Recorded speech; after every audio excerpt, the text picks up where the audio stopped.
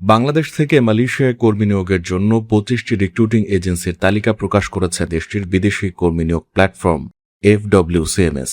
শুক্রবার প্রকাশিত তালিকায় যেসব এজেন্সির নাম রয়েছে সেসব এজেন্সি নতুন করে সিন্ডিকেট তৈরি করেছে বলে অভিযোগ উঠেছে।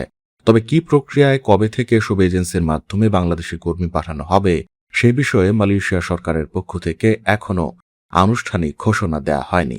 তালিকায় থাকা এজেন্সিগুলো হল Bangladesh one overseas limited, Bengal human resources development, general trading company Messrs united Gulf services, Anesa air international, আত্তাকুয়া overseas limited, earth smart Bangladesh limited, Khan Jahan Ali overseas, Messrs Al শতুব overseas, motherland overseas limited, Rifa international, valley trade international, A plus international, Al Hayat overseas, Bhaluka overseas, brothers trading and contracting limited, Chandpur international, country employment agency, goodness services limited, Jewel Rinko enterprise, messrs Satkhira international, mangrove career link, neighbours associates limited, Tania trade international ও anchor care global migration.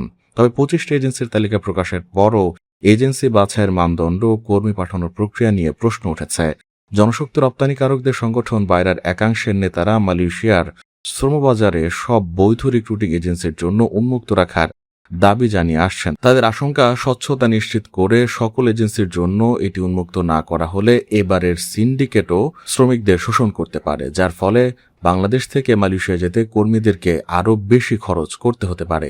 মালয়েশিয়ার শ্রমবাজারে বাংলাদেশি কর্মী পাঠাতে অতীতেও agency বাছাই নিয়ে বিতর্ক হয়েছে। 2015 সালে মালয়েশিয়ার বাছাই করা 10টি রিক্রুটিং এজেন্সি কর্মী পাঠানোর দায়িত্ব পায়। পরে এসব এজেন্সি সিন্ডিকেট নামে পরিচিতি পায়। 2022 সালে আবারও 25টি এজেন্সিকে কর্মী পাঠানোর দায়িত্ব দেওয়া হয়। পরবর্তীতে যা উন্নীত হয় 101টিতে। অভিযোগ রয়েছে এ সময় কয়েকটি এজেন্সির তৎকালীন এমপি, মন্ত্রী এবং আওয়ামী লীগ নেতা বা তাদের ঘনিষ্ঠদের সঙ্গে সংশ্লিষ্ট ছিল। কর্মী প্রতি অভিবাসন ব্যয় 79,000 টাকা নির্ধারণ করা হলেও এজেন্সিগুলো গড়ে 5 লাখ থেকে 6 লাখ টাকা করে নিয়েছে বলে অভিযোগ ওঠে।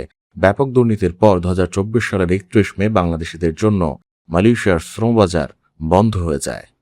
প্রবাস কণ্ঠ, নিউজ ডেস্ক।